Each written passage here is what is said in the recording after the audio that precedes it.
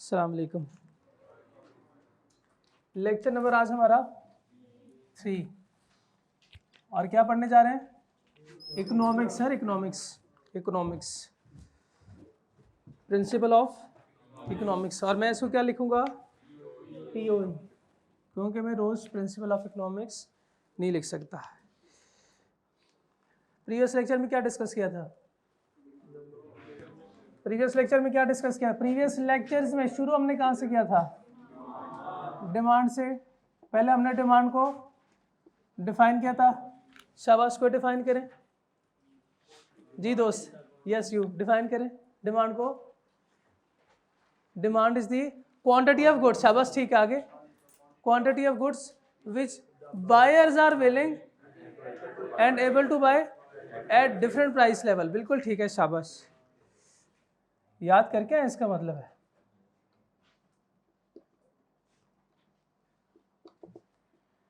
उसके बाद हमने कुछ फैक्टर्स पढ़े थे जिसको हमने नाम दिया था डिटर्मिनेंट्स ऑफ डिमांड। ये वो फैक्टर्स हैं। ये कौन से फैक्टर हैं सर? ये वो फैक्टर्स हैं जो डिमांड को अफेक्ट कर रहे हैं। कैसे अफेक्ट कर रहे हैं? जिसकी वजह से डिमांड या तो इंक्रीज होगी या फिर डिमांड डिक्रीज होगी। चलिए, वो कौन से फैक्टर्स हैं? Price of the product, price of the, जिससे पूछूंगा वही बताएगा। वो जो सबसे आखिर में लास्ट रो में बैठा हुआ है सर आपके साथ। Yes, price of the product. नहीं, प्राइस ऑफ द प्रोडक्ट बताएं। ये कैसे डिमांड को अफेक्ट करेगा? अगर प्राइस इंक्रीज होगी तो डिमांड डिक्रीज हो जाएगी एंड वाइस वर्सा। ऐसा ही है। और आपने साथ वाले के नोट्स में लिखा हुआ है P इंक्रीज तो डिमांड डिक्रीज।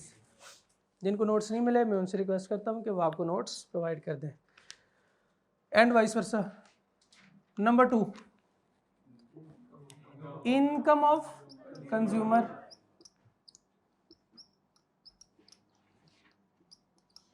जो आज के हमारे मेहमान है, बहुत आसान है ये बातें, प्रैक्टिकल लाइफ की बातें बहुत आसान है। आपको साथ वाला भी इसको समझा सकता है। Yes, income of consumer. You mister, yes you. Income of consumer demand को कैसे अफेक्ट करती है? अगर इनकम ऑफ कंज्यूमर इंक्रीज होगी तो शाबाश, बिल्कुल ठीक, नॉर्मल गुड्स। ये बाइफर्केशन आपने पहले करनी है, नॉर्मल गुड्स है या हाँ। अगर इनकम को अच्छा हम डिनोट करते हैं ना इकोनॉमिक्स में, कुछ ऐसी टर्म्स होगी जिसको हम डिनोट करेंगे आई से नहीं, इसको वाई से करेंगे। प्राइस को पी से करते हैं, डिमांड को आपने देखा डी से मैं लिख रहा हूँ, और वाई को लिखूंगा, इनकम को मैं लिखूंगा वाई। इनकम बढ़ेगी तो demand of normal goods, normal good की डिमांड, और जब इनकम कम होगी तो बिल्कुल ठीक है। और दूसरी type of goods inferior good. आपको पता है ना नॉर्मल गुड और इन्फीरियर गुड कौन सी होती है? एग्जाम्पल भी दे सकते हैं। नॉर्मल गुड की कोई एग्जाम्पल तो दे दें। ओ ना बाबा ना। नॉर्मल गुड्स ना, वो तो लग्जरी है सर। वो गुड्स अगर हमारी इनकम इंक्रीज हो तो इसकी डिमांड भी इंक्रीज हो। शाबाश, कोई बताएं सर। ब्रांड की जितनी भी चीज़ें, ये नहीं हमारी इनकम इंक्रीज होती है तो हम ज़्यादा परचेज करते हैं। लग्जरीज बिल्कुल इसकी एग्जांपल है। इन्फीरियर गुड वो गुड है कि अगर हमारी इनकम इंक्रीज हो तो उसकी डिमांड डिक्रीज हो जाएगी। शाबाश, इसकी एग्जांपल हाँ, लंडे का माल। शाबाश, जब हमारी इनकम कम है ना तो फिर हम क्या करते हैं? सस्ती चीज़ें परचेज करते हैं। लेकिन जैसे हमारी इनकम बढ़ती है हम कहते हैं नहीं, अब नहीं जाऊंगा उधर, अब नहीं जाऊंगा, अब तो मैं हाँ बिल्कुल लग्जरीज की तरफ जाऊंगा जी। Number 3, price of related goods. Related goods तो हमने पढ़े नहीं, ये तो हमें पता ही नहीं रिलेटेड गुड्स कौन सी होती है। इसमें सर 2 टाइप्स ऑफ गुड है। एक है कॉम्प्लीमेंट को हमने कैसे डिस्कस किया था, कैसे डिफाइन किया था?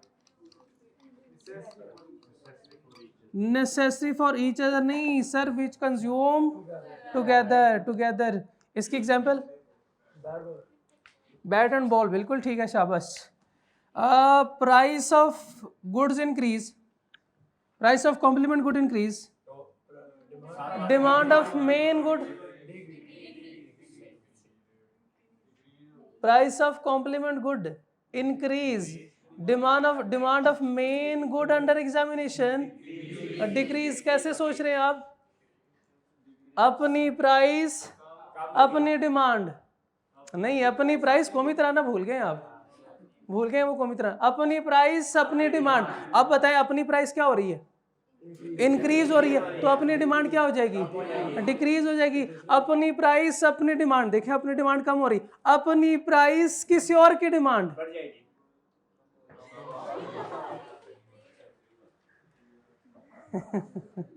कॉम्प्लीमेंट गुड वो गुड्स हैं जो कि कंज्यूम टुगेदर और सेम डायरेक्शन में डिमांड मूव कर रही है।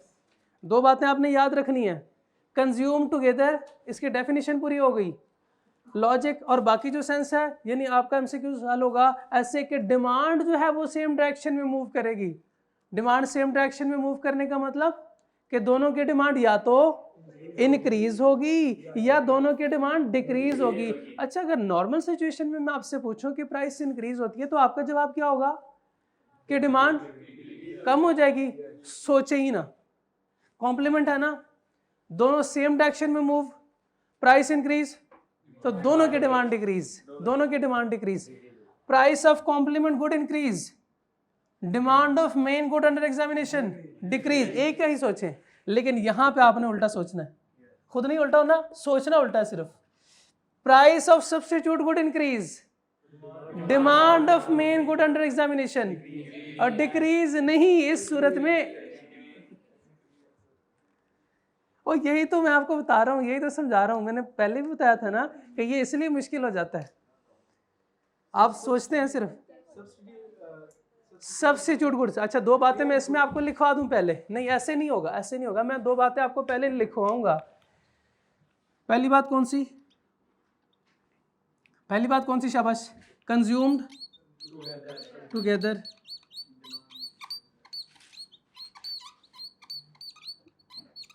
दूसरी बात, demand moves in same direction. अब मैं आपसे पूछता हूं, अब देखें, price of complement good increases, demand moves in same direction, चाहे आपसे कोई पूछे कॉम्प्लीमेंट गुड की डिमांड तो आप बता सकते हैं, चाहे दूसरी गुड जो अंडर एग्जामिनेशन है तो आप बता सकते हैं। यानी मैं अगर ऊपर लिखता हूं ना इधर क्या दोनों कॉम्प्लीमेंट है?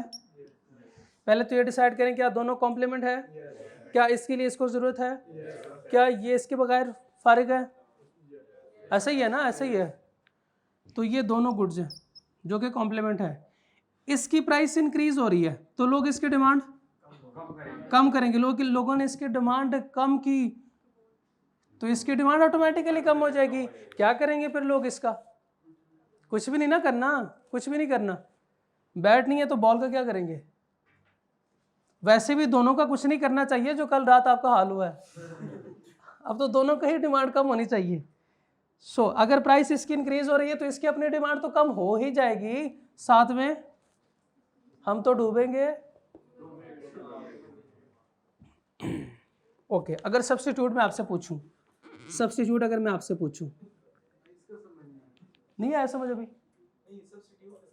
सब्स्टिट्यूट का नहीं आया था, ठीक है, कोई बात नहीं, इसको भी समझ लेते हैं।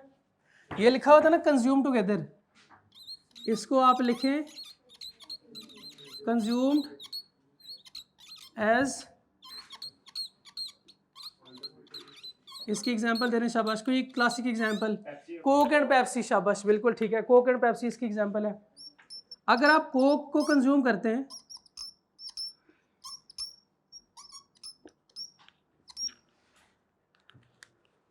आपने कोक को कंज्यूम किया,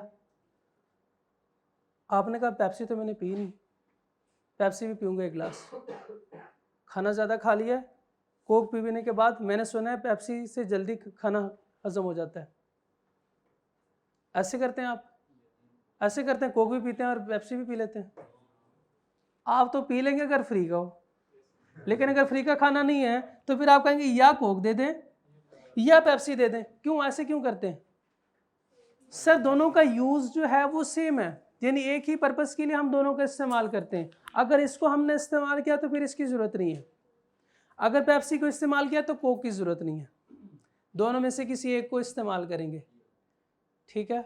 ऐसा ही है, प्रैक्टिकल लाइफ में भी आप ऐसे ही करते हैं, दोनों में से किसी एक को इस्तेमाल करते हैं। इसका मतलब ये हुआ कि आप इसको इस अल्टरनेटिव इस्तेमाल करते हैं, ऐसे करते हैं, ठीक है? ये एक डेफिनेशन पूरी हो गई। ये क्या लिखा हुआ था? Demand moves in same direction. इधर क्या लिखूं? Demand moves in opposite direction. Demand moves in opposite direction. चलें, अब मैं आपसे पूछता हूँ, ये है कोक, ये है पेप्सी। कोक की प्राइस नहीं बढ़ी, हर बार बढ़ी, कम हो गई। कोक की प्राइस कम हो गई, अपनी डिमांड इसकी बढ़ जाएगी। इसकी प्राइस कम हो गई तो इसकी अपनी डिमांड बढ़ गई। जब आपने इसको कंज्यूम किया तो फिर इसको भी कंज्यूम करूं तो फिर इसकी डिमांड क्या हो जाएगी? ठीक हो गया? अब आप जैसे मर्जी याद करें कि कॉम्प्लीमेंट का प्राइस के साथ डायरेक्ट होता है, इसका प्राइस के साथ इनवर्स होता है। जैसे मर्जी इसको याद करें, कौमी तराना याद करवाया मैंने आपको, मैंने आपको ये दो जो है वो ये समझे तावीज़ है, ठीक है? बिल्कुल सर, इसमें से मेन प्रोडक्ट कौन सा है? इसमें देखें, अगर आप एग्जामिनेशन कर रहे हैं ना, मोस्टली होता यह है कि ये देखें, हमने कहा प्राइस इसकी इंक्रीज हुई है या डिक्रीज हुई है, प्राइस इसकी इंक्रीज डिक्रीज हुई है, ये तो उसने बता दिया, लेकिन आपसे पूछता है कि पेप्सी का क्या बना। ये मेन गुड है, ये फिर मेन गुड है। अगर वो आपसे पूछ लेते हैं सर पेप्सी की डिमांड कम हो गई किसी वजह से, और वजह वो बताएगा, अभी मैं ये नहीं कह रहा कि डिमांड कम हो गई तो प्राइस बढ़ गई, क्योंकि मैंने आपको भी मना किया था ना आपको। हाँ, अगर मैं खुद करूंगा तो ये तो गुनाह हो जाएगा। डिमांड कम हो गई किसी वजह से डिमांड कम हो गई। सर ये दोनों गुड आपस में सब्स्टिट्यूट हैं, मुझे बताएं जब इसकी डिमांड कम होती है तो दूसरे की डिमांड पे क्या फर्क पड़ेगा? ऑपोजिट डायरेक्शन में जब डिमांड मूव करेगी, इसकी डिमांड कम हो रही है, दूसरे की डिमांड बढ़ जाएगी। इसमें है कोई रॉकेट साइंस? आसान है ना? समझ आ गया? उम्मीद करते हैं। नेक्स्ट कौन सा है? Population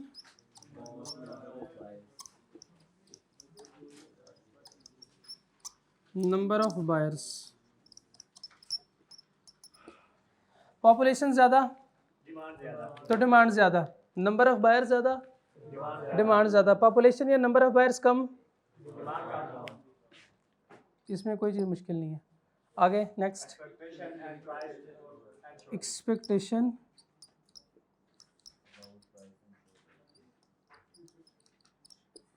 price and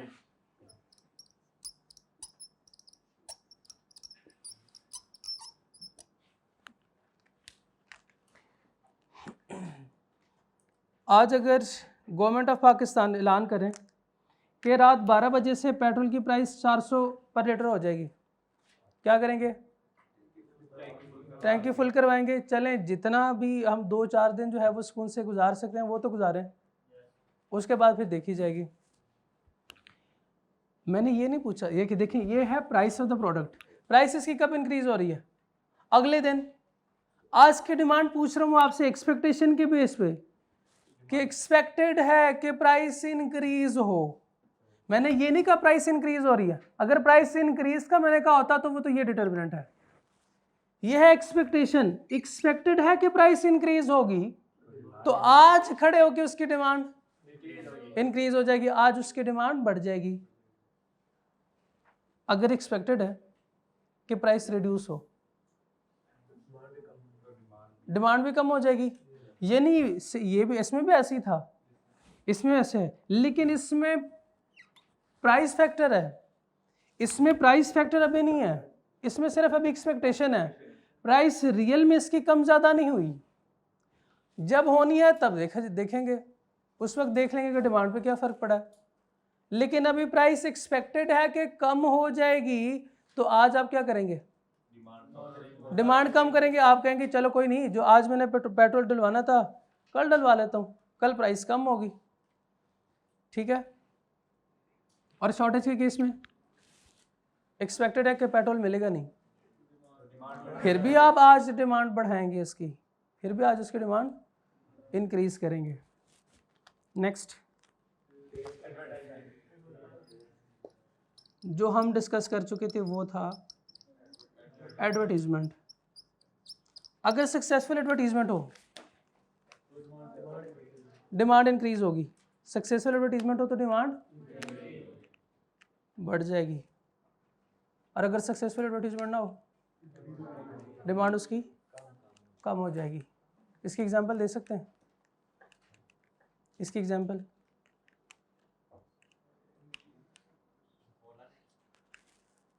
Cola next नहीं, सोनिया कोका कोला पिला दे। और किससे करवाते हैं, ये किससे करवाते हैं, फेमस पर्सनालिटी से करवाते हैं। और आपको पता है आपकी वो पर्सनालिटी फेवरेट है, शायद कल तक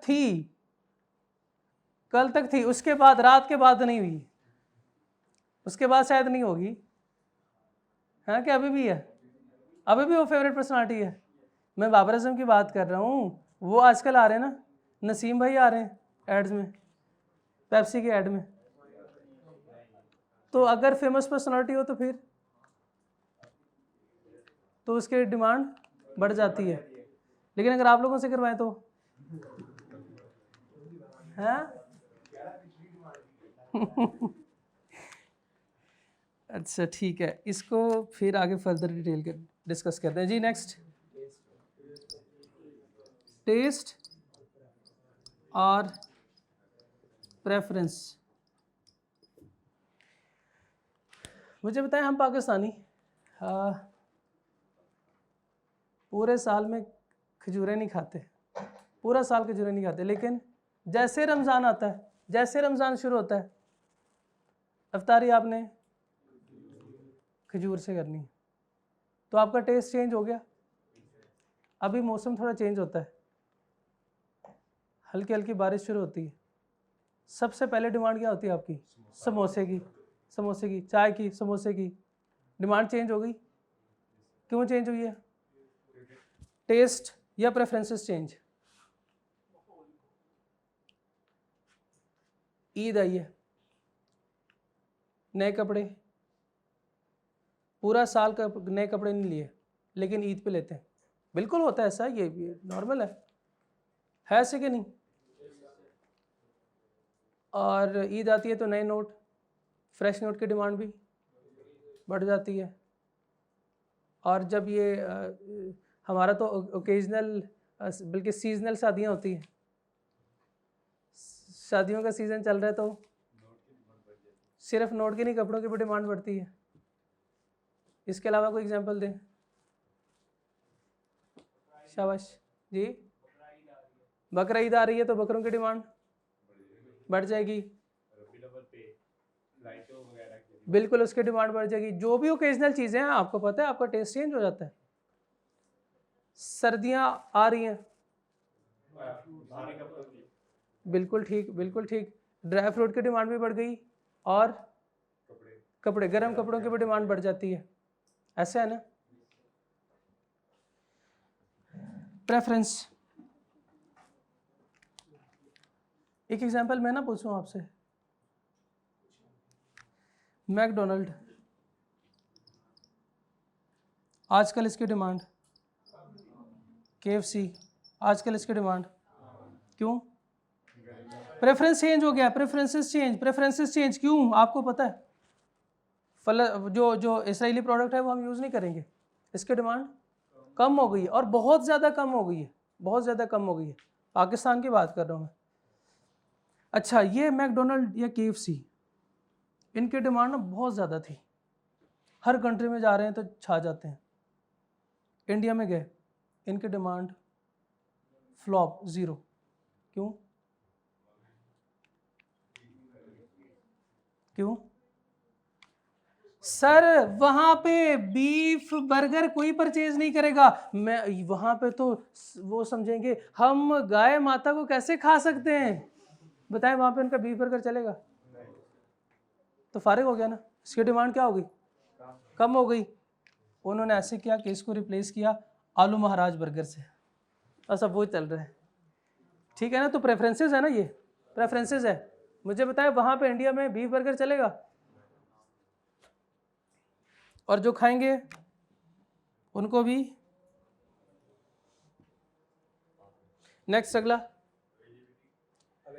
availability of credit facility, availability of credit facility.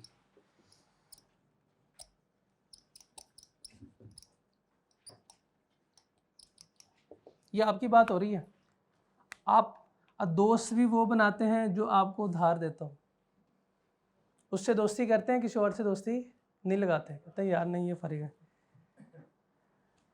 इतना मुश्किल कॉन्सेप्ट नहीं है।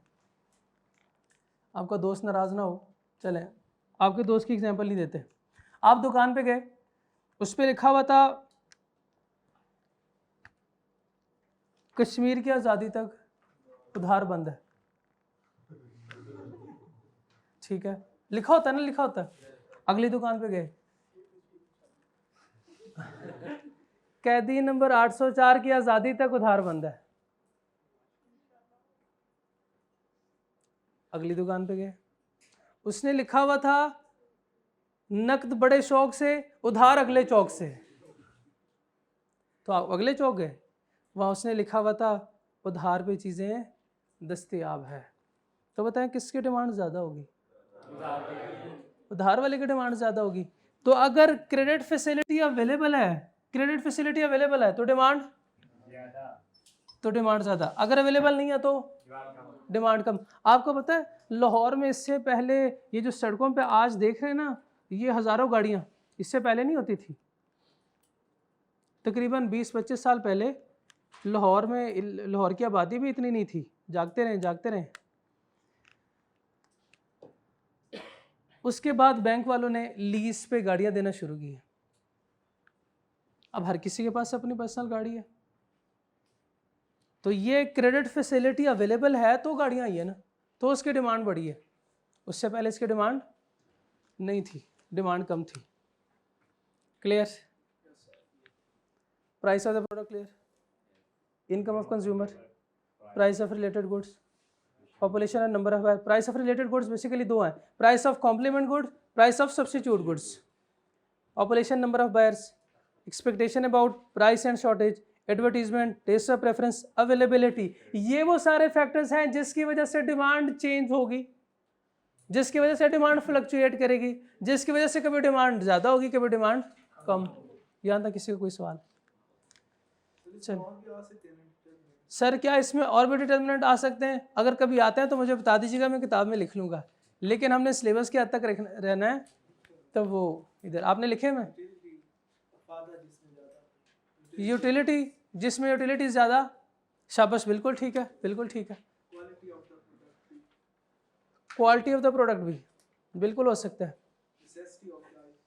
नेसेसिटी ऑफ लाइफ है, उसकी डिमांड बढ़ेगी। मैं नहीं क्लासीफाई करूँ, मैं नहीं करूँगा इसमें क्लासीफाई, इसको मैं नहीं इसमें क्लासीफाई करूँगा। हो जाए यस, शाबाश। अगर अनसक्सेसफुल हो,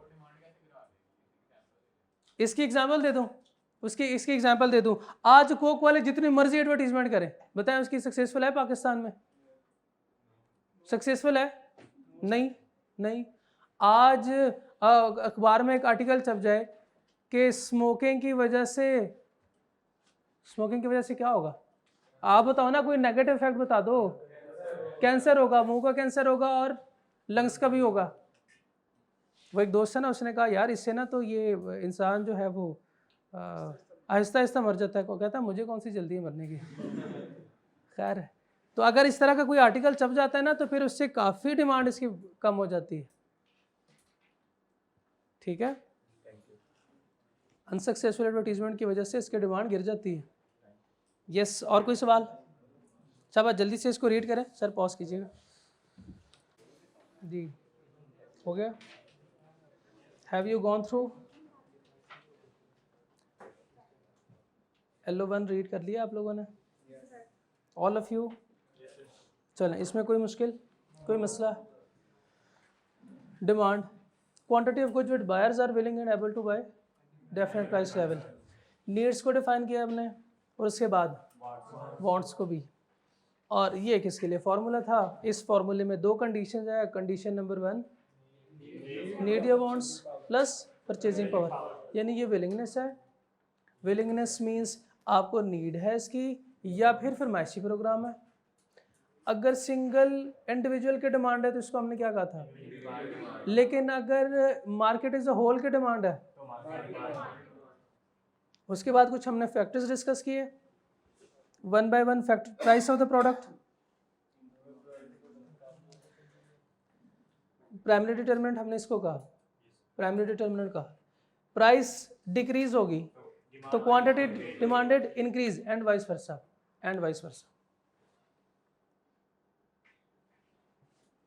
और दूसरा income of consumer. Income of consumer क्या था?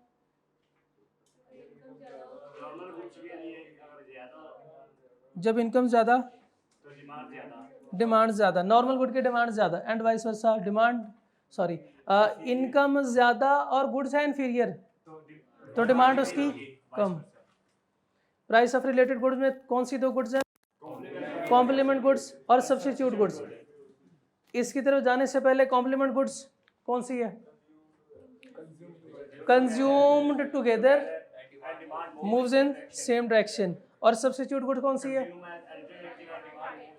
Opposite direction. अगर इसकी प्राइस बढ़ रही है तो demand of main goods under examination, इसकी प्राइस बढ़ रही है तो इसका मतलब इसकी अपनी डिमांड कम हो रही होगी। चूंकि demand moves in same direction तो मेन गुड अंडर एग्जामिनेशन की डिमांड भी।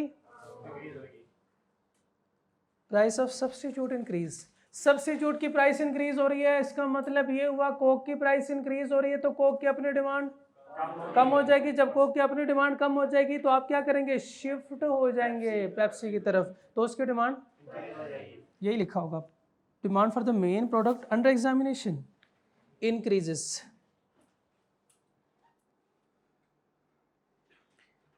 ये हमने कॉम्प्लीमेंट गुड्स और सब्स्टिट्यूट को डिस्कस किया था, ऐसे ही है।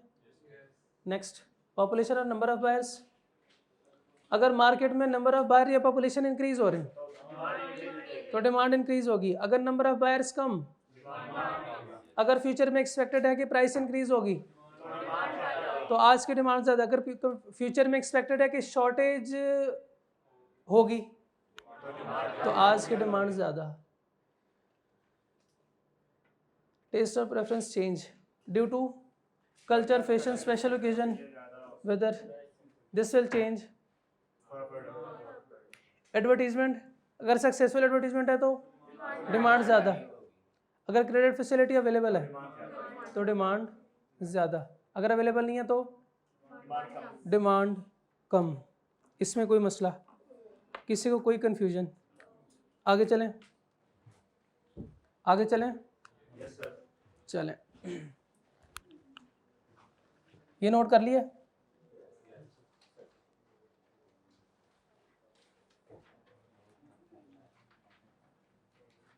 पॉज कीजिए।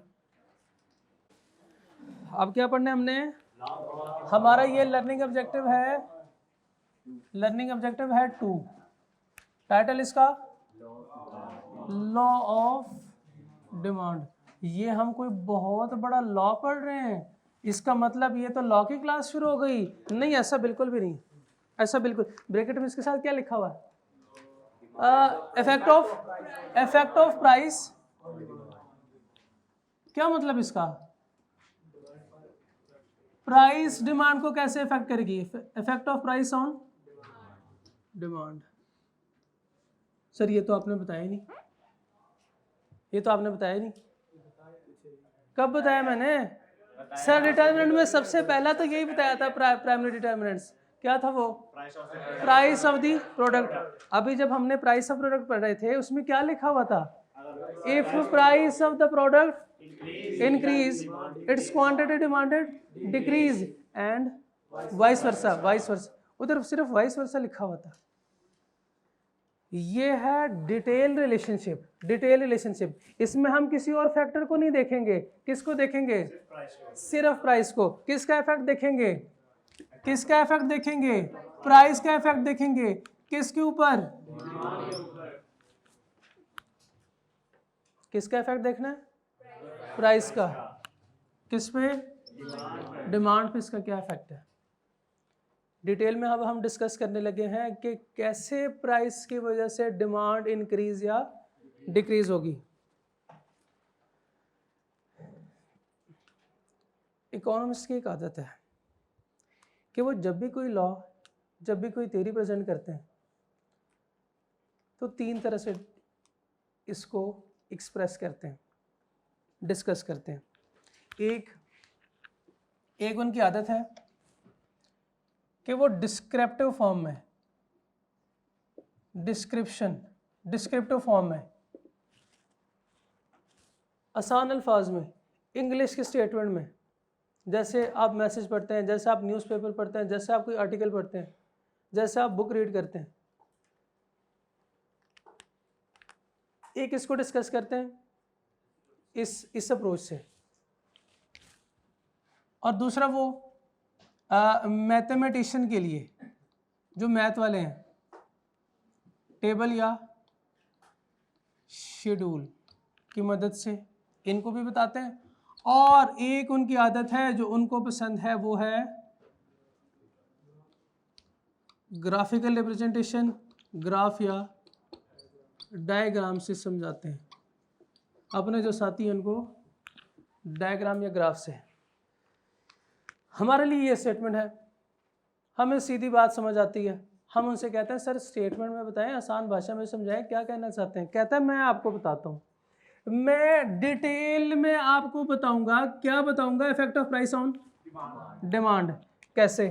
शाबाश, आपको पता है कैसे। इफ प्राइस नहीं, अगर डिमांड नहीं, अगर price, if price of the product, if price of the product increases, if price of the product increases, its quantity demand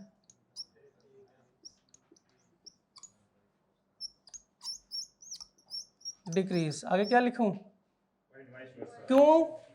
ये तो डिटेल है, इसको पूरा करूंगा मैं, इसमें वाइस वर्सा नहीं लिखूंगा मैं। if price of the product decreases, पहले इंक्रीज के साथ, अब डिक्रीज के साथ, its quantity demanded increases। एक लैटिन टर्म लिख रहा हूं, देखिए इधर,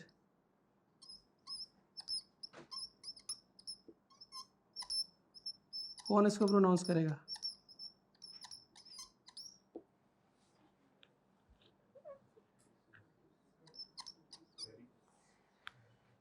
सेट्रस पारिबस। सेट्रस पारिबस इसको ऐसे प्रोनाउंस करते हैं, लेकिन प्रोनाउंसिएशन उसने नहीं पूछनी हमसे। सेट्रस पारिबस किसे कहते हैं? सेट्रस पारिबस कहते हैं, अच्छा इकोनॉमिक्स के साथ एक और बदकिस्मती है, भला वो क्या? इससे पहले आप फिजिक्स पढ़ चुके हैं, केमिस्ट्री भी पढ़ चुके हैं। उसमें जब भी कोई लॉ आता था ना, तो आप क्या करते थे, आप किसी दो उसको क्या कहते हैं, एटम कहते थे, उसको मिलाते हैं, फिर क्या होता है आप देखते हैं कोई धमाका होता है या फिर कोई नई चीज़ बनती है। इसी तरह जब आपने देखना है दो ट्यूब्स उठाते हैं केमिस्ट्री में, उसमें पता नहीं इसमें लिक्विड डालते हैं उसमें भी लिक्विड डालते हैं, दोनों को आपस में मिक्स करते हैं, एक नई चीज़ सामने आ जाती है। आप एक्सपेरिमेंट करते हैं, आपके पास लेबॉर्ट्रीज अवेलेबल हैं, आप डिफरेंट एक्सपेरिमेंट कर सकते हैं, आप कोई नई चीज़ जो बनती है उसको देख सकते हैं बनते हुए। ऐसे होता है कि नहीं होता?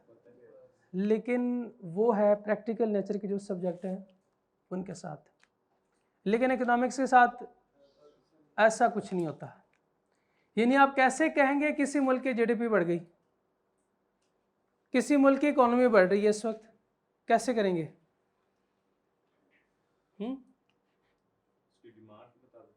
इसके डिमांड कैसे देखेंगे? एक चीज़ की शाबाश बिल्कुल ठीक है, ये इसकी डिमांड देखेंगे कि बढ़ गई। डिमांड कैसे बढ़ी है, किस फैक्टर की वजह से बढ़ी है? प्रोडक्ट की प्राइस कम हो गई। क्या सिर्फ ये वाहिद फैक्टर है जिसकी वजह से डिमांड बढ़ती है? और भी तो बहुत सारे फैक्टर्स हैं, और भी तो बहुत सारे फैक्टर। ये नहीं, आपको मार्केट का एनालिसिस जब करेंगे, आप कैसे एनालाइज करेंगे कि ये जो डिमांड बढ़ी है ये टेस्ट एंड प्रेफरेंस की वजह से नहीं है, ये सिर्फ प्राइस ऑफ द प्रोडक्ट की वजह से है। ये प्राइस ऑफ द प्रोडक्ट की वजह से नहीं है, ये इनकम ऑफ कंज्यूमर की वजह से है। कैसे इसके एनालिसिस करेंगे? कैसे ऑब्जर्व करेंगे? कैसे इस चीज को ऑब्जर्व करेंगे? यही तो मैं आपसे पूछ रहा हूं। मार्केट में जाएंगे, एक एक बंदे से पूछेंगे, सर आपने डिमांड को कैसे इंक्रीज किया, सर आपने डिमांड को कैसे डिक्रीज किया? ऐसे करेंगे आप? मार्केट में आप डिमांड खुद तलब करेंगे और उससे नहीं, ऐसे नहीं हो सकता ना, ऐसे नहीं हो सकता कि आप जाके देखें कि इस चीज की डिमांड कैसे इंक्रीज होती है। सेटस पारिबस कहते हैं कि हमने बाकी सारे फैक्टर्स को रखना है कांस्टेंट। बाकी सारे फैक्टर्स होंगे रिमेन अनचेंज्ड, फिक्स्ड रहेंगी सारी, बाकी जितने भी फैक्टर्स हैं, बाकी सारी चीजें। अच्छा, बाकी सारे फैक्टर कौन से हैं? बाकी सारे फैक्टर से मुराद प्राइस के अलावा बाकी जितने भी फैक्टर्स हैं। प्राइस के अलावा बाकी के फैक्टर्स कौन से थे? Income of consumer, price of related goods, उस number of buyers, advertisement, expectation of price changes, credit availability, ये सारे फैक्टर्स हैं। जब 7-8 चीज़ें हो ना और आपने एनालिसिस करना हो और आपने देखना हो कि ये चीज़ किसकी वजह से है, किस फैक्टर की वजह से, तो बाकियों को क्या करते हैं आप?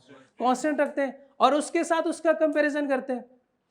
हम भी यही करने लगे हैं, सिर्फ प्राइस का कंपैरिजन करेंगे और देखेंगे इसकी वजह से डिमांड इंक्रीज या डिक्रीज होगी। तो सेटस पारिबस क्या है? नहीं, सेटस पारिबस एक लेटेंट टर्म है। इसका मतलब है assuming other factors, other determinants remains constant, other factors remains constant, लिखा हुआ है आपकी किताब में, स्टडी टिप में लिखा होगा, ये लिखा हुआ है ना। सेटस पारिबस कहते हैं बाकी फैक्टर्स को क्या करो? कांस्टेंट रखो, कांस्टेंट रखो। ये मैसेज इनका समझ आ गया आपको? लॉ ऑफ डिमांड का ये मैसेज समझ आ गया आपको? तो समझ आ गया। अब जिनका मैथ स्ट्रॉन्ग है हम कोशिश करेंगे उनको समझाएंगे। मैं कोशिश करता हूँ उनको समझाऊँ, मैथ वालों को समझा रहा हूँ। आप में से तो कोई नहीं बैठा हुआ मैथ वाला? बैठे हुए ना, बस उनके लिए ये, उनको अगर पहली बात समझ नहीं तो इंशाल्लाह ये बात समझ आ जाएगी।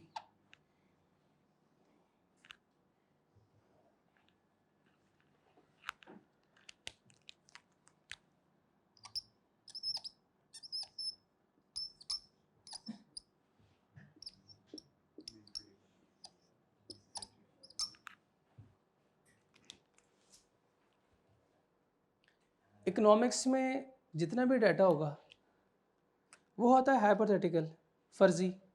अब जब हमने फर्ज ही करना है तो क्यों ना वो फर्ज आसान करें।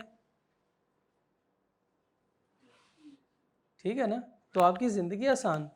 अच्छा आप देखें इसमें, देखें कि क्या मैसेज जो है वो चेंज हुआ है या वही है। If price of the product increases, if price of the product increases, ये है प्राइस, प्राइस इंक्रीज हो रही है। कैसे इंक्रीज हो रही है? 1 से 2, 2 से 3, 3 से 4, 4 से 5 इंक्रीज हो रही है। प्राइस इंक्रीज हो रही है। अच्छा अब प्राइस इंक्रीज हो रही है, मैंने तो डिटर्मिनेंट्स में पढ़ा था कि जब प्राइस इंक्रीज होगी तो डिमांड डिक्रीज होगी। डिमांड पहले जब प्राइस 1 है तो डिमांड 5 है, 5 उसको ज़्यादा थी, ऐसे से कम होती जा रही है। डिमांड कम हो गई। प्राइस जैसे जैसे बढ़ रही है, प्राइस जैसे जैसे बढ़ रही है, डिमांड वैसे वैसे कम हो रही है। वैसे वैसे कम हो रही है। If price of the product increases, its quantity demanded decreases. If price of the product increases, its quantity demanded decreases. If price of the product increases, its quantity demanded. हर एक पॉइंट पे आप देख सकते हैं कि जब प्राइस इंक्रीज हो रही है तो डिमांड डिक्रीज हो रही है। Yes, sir. सर इधर तो लिखा हुआ था सेटस पारिबस, इधर आपको नजर आ रहा है या मैं इधर नीचे लिख दूं इसके साथ? आ रहा है? देखने वाली आंख होनी चाहिए, देखने वाली आंख होनी चाहिए। आपको इसमें नजर आ रहा है कि सेटस पारिबस है? कैसे? अगर फैक्टर कांस्टेंट है, सिर्फ प्राइस की बात हाँ सिर्फ प्राइस और डिमांड की बात हो रही है। सर कोई और फैक्टर लिखा है मैंने यहाँ पे इसके साथ लिखा है इनकम। इधर आपको नजर आ रहा है कि ये लिखा हुआ है टेस्ट एंड प्रेफरेंस। आपको इधर ये यहाँ पे लिखा हुआ नजर आ रहा है कि अवेलेबिलिटी ऑफ क्रेडिट फैसिलिटी नहीं है। तो रिलेशनशिप है बिटवीन प्राइस एंड डिमांड, यही तो है सेटस पारिबस। कि बाकी सारे फैक्टर्स क्या है? कांस्टेंट अनचेंज्ड है, कांस्टेंट है, रिमेन्स फिक्स्ड है। ठीक है, ये मैसेज डिफरेंट है ना दोनों? कैसे डिफरेंट है? दोनों सेम है, दोनों सेम है। जो मैथ वाले बैठे हुए थे उनको ये बात समझ आ गई? नहीं आई? नहीं आई? और भाई नहीं आई जब तक आपने कोई ग्राफ या डायग्राम नहीं ना सीखी, आपको कोई कॉन्सेप्ट समझ।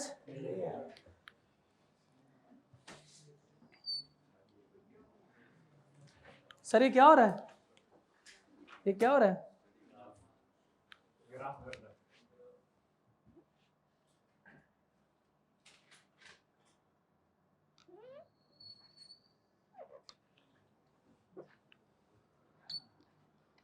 प्राइस और नीचे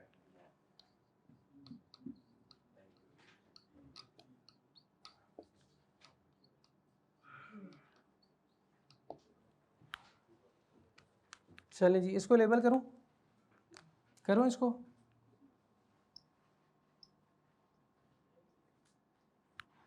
one two three four and 5।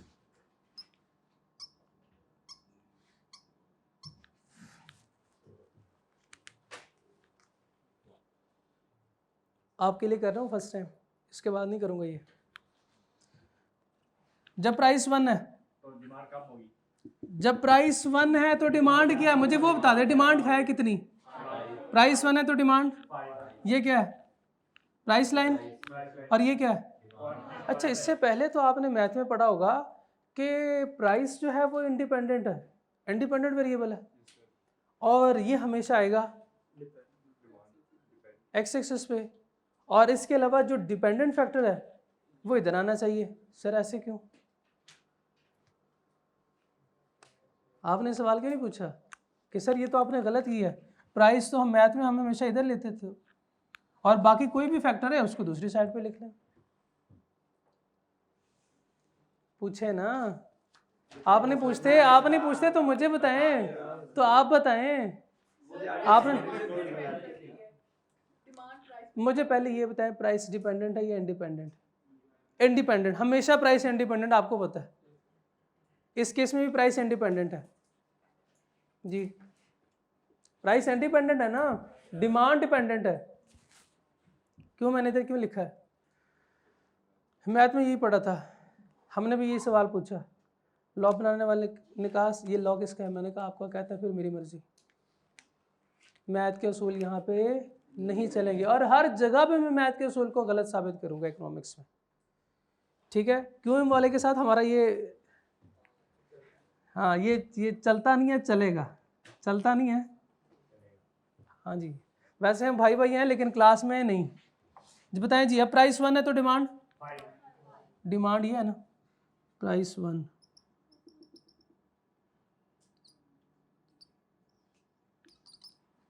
ठीक है, टोटल लाइन ड्रॉ की है मैंने। जब प्राइस 2 है तो डिमांड,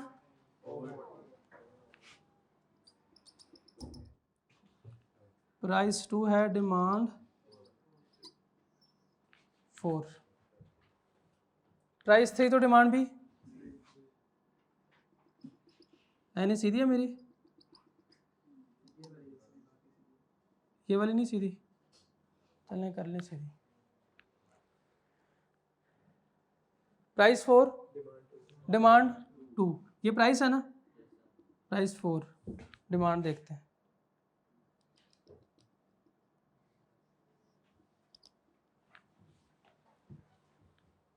और जब प्राइस 5 है तो डिमांड 1,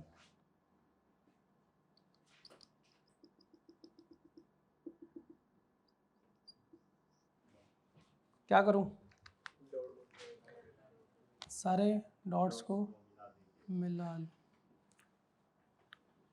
थोड़ी सी लाइन जो है वो 19-20 का फ़र्क है, ये देखें, ये मैं लिख रहा हूँ डी, ये डिमांड कर्व है, ये डिमांड कर्व है, ये डिमांड कर्व है।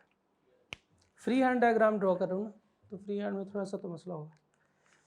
अब यहाँ पे मुझे बताएं, सबसे पहले ये रिलेशनशिप है between price and quantity demand, price and demand, price and demand है तो इसका मतलब सेटस पारिबस, क्लियर, बाकी कोई फैक्टर्स,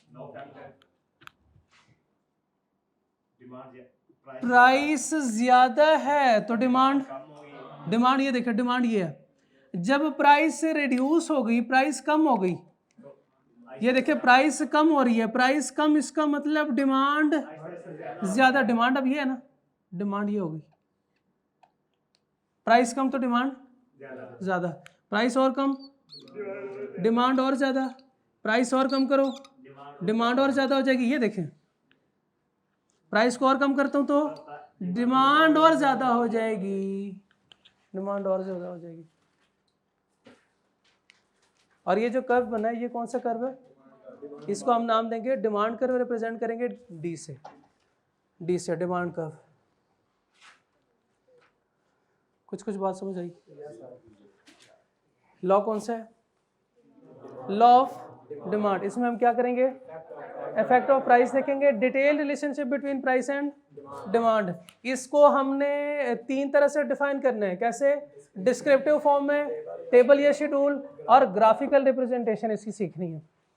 डिस्क्रिप्टिव फॉर्म में इसको कैसे डिफाइन करते हैं, if price of the product increases its quantity demanded decreases, if price of the product decreases its quantity demanded increases, ceteris paribus. और सेटस पारिबस क्या है, other factors remain, other determinants remains constant. किसके determinants, किसके, demand के determinant, demand के determinant.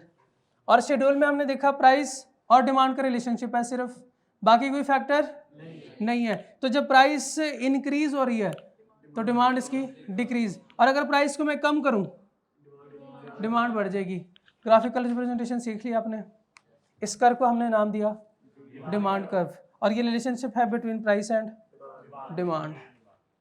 बहुत मुश्किल law था ना, आसान था। कोई सवाल, कोई तो सवाल होना चाहिए, नहीं भी है तो बस इतना पूछ लें, सर कैसे हैं आप, मैं क्यों बताऊँ, वो ये पूछा ना।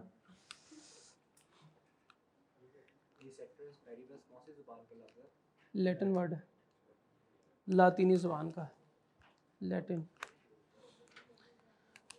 ये नहीं पूछेगा आपसे लैटिन वर्ड है या जी, कोई सवाल नहीं, सब अच्छा है। 2 सूरतें हो सकती है, या कुछ नहीं समझ आया, सब समझ आ गया। ठीक है, फिर एंड करें इसको, चलें जी, आज का लेक्चर यहाँ पे खत्म। अल्लाह हाफ़िज़।